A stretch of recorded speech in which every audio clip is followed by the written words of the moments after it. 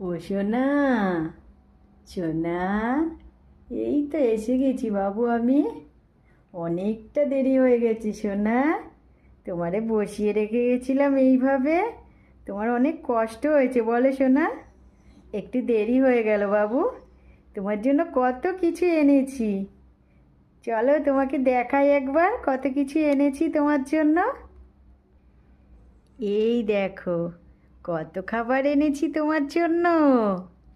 এই যে চিড়ের মোয়া এনেছি দেখো, চিড়ের মোয়া, তারপর মুড়ির মোয়া, এটাতে আছে দই, এটাতে ছানা, এটাতে মালপোয়া, এটাতে মিষ্টি। আর এই যে খইটা না, এই খইটা আমাকে পিসি খেতে দিয়েছিল। তা আমি বললাম যে আমি তো খাবো না, আমার সোনাকে দেবো, তারপরে আমি নেব।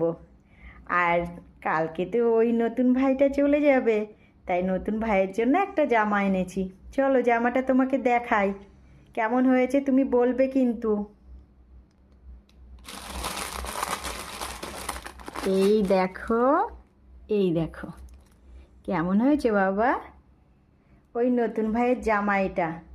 এই জামাটাই আমার পছন্দ হলো জানো তো সোনা। আর নতুন ভাই তো ননির ভান্ডার নিয়ে বসে আছে, হাতটা বের করা নেই, তাই জামাও তো সেইভাবে পরানো যায় না। তো এই জামাটাই নিয়ে এলাম। আর নতুন ভাইকে তো সোয়েটারও আমি বানিয়ে দিয়েছি, তুমি দেখেছো।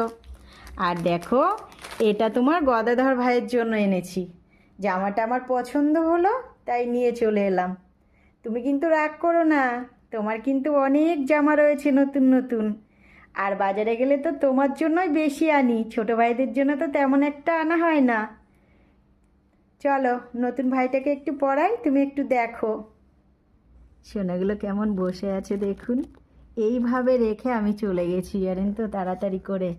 এই কম্বলটা আমার এত ভালো লেগেছে, আর এই কম্বলের মধ্যে এই দেখুন, এই যে নতুন সোনা।